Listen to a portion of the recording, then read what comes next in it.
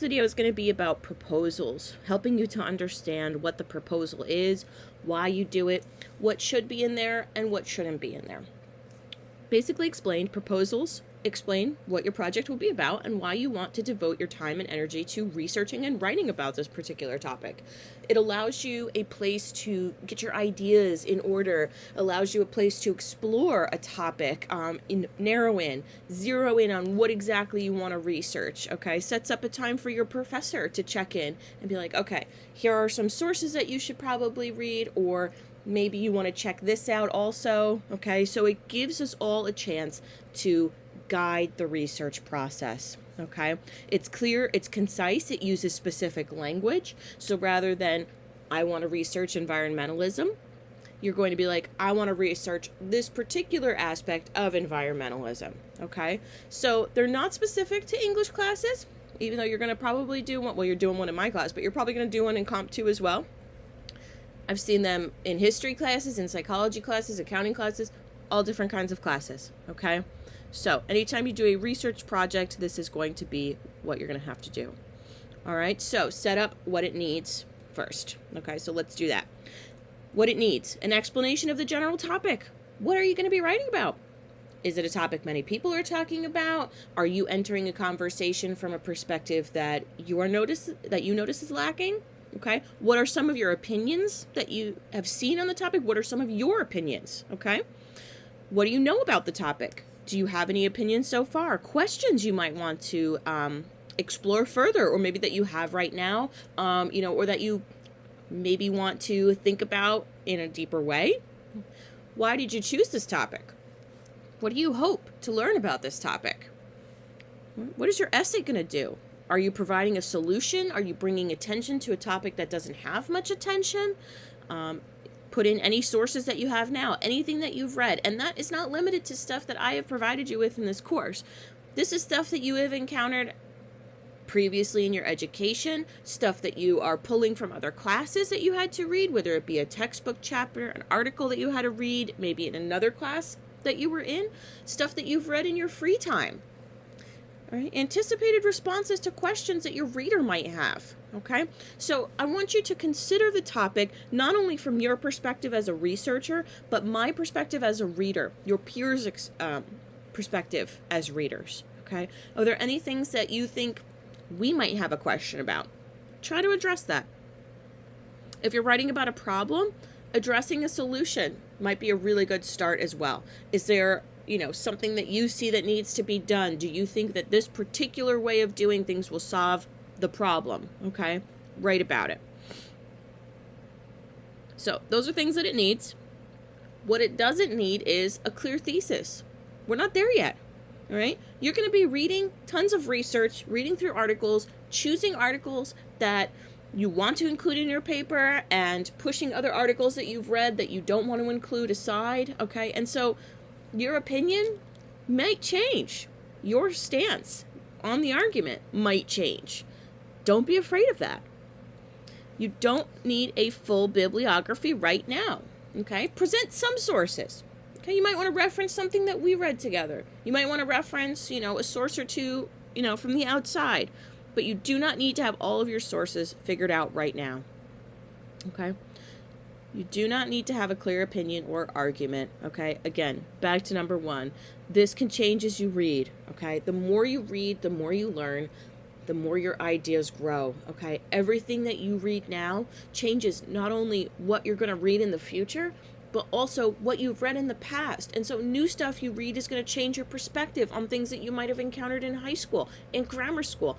And that's okay. That's growth. That's education and learning, okay? So don't be afraid of that. All right, so this is a proposal that I just drew up, okay? And down below is an explanation for the highlighted areas, okay? So the internet allows for any voice to be heard, which is the beauty of it. It has fostered local movements that have grown to global movements. Twitter feeds such as Black Lives Matter have created real-world change and taken dialogue and turned it into action and then turned it into policy reform and change. The article, Twitter Made Us Better, analyzes the good that can come when the whole world is watching and holding companies and individuals accountable for their actions. But Zeynep Tufekci's It's the Democracy Poisoning Golden Age of Free Speech points out that we cannot singularly focus on the good that social media has done for us. For every powerful movement, such as #MeToo, there is a counter movement that grows hate and attempts to destroy equality. How do we as social media users combat the bad speech when any voice and every voice is heard? How do we utilize the algorithms on social media platforms to work for good and drown out hate speech? Is it even possible? How does this attempt to go against the First Amendment?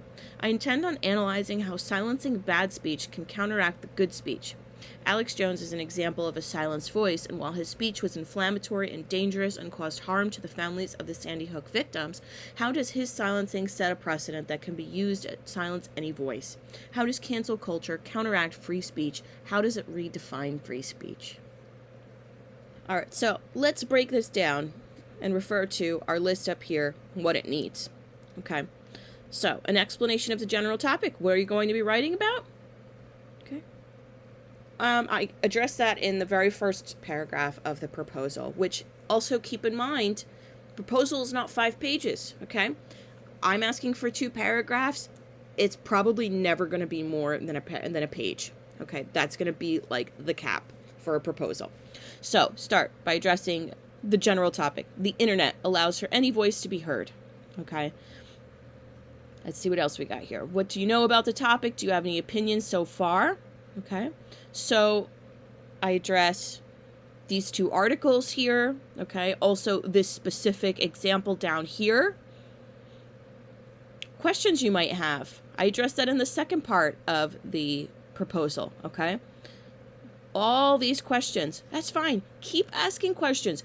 Questions are what is going to make your research paper the best that it can possibly be. It is going to help you in your research process as well, because when you start asking questions and you start asking specific questions, this is going to produce your keywords, and that's going to enhance your search tools.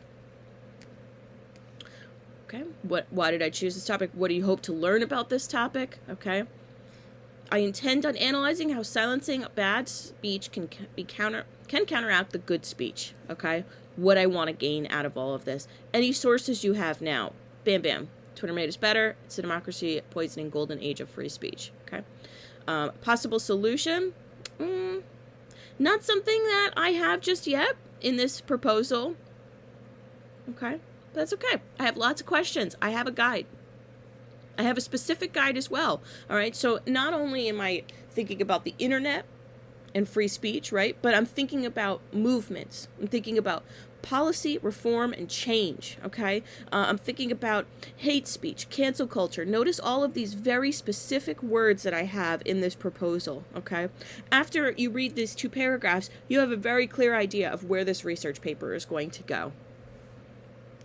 Okay, and parts explained. So, reference readings. You want to ensure your audience that you're coming at this topic with a reference point, okay? Again, you don't need a full bibliography, but you want to establish your credibility and tell your reader, hey, I've been thinking about this, I've been reading about this, and so I'm not just like, hey, I just want to study what composting is, okay? Why? Tell me why. What have you read that has changed your perspective or led you to this topic? Okay? Proposals are a place to ask questions that you would like to answer, and you may not have all the answers now. See all of these green highlighted questions. I lay out an intention for research, but I don't have a clear thesis yet, okay? Research might change. Cool. So here's what I want to do. I want to analyze, okay? And I want to see where it goes. I want to consider these questions, okay? I have some pretty clear indicators of where I want to go, but nothing totally yet, okay? Notice how I set up the topic, give the reader some context. All up here, highlighted in orange. Okay, again, the general topic at hand, the specific topic at hand.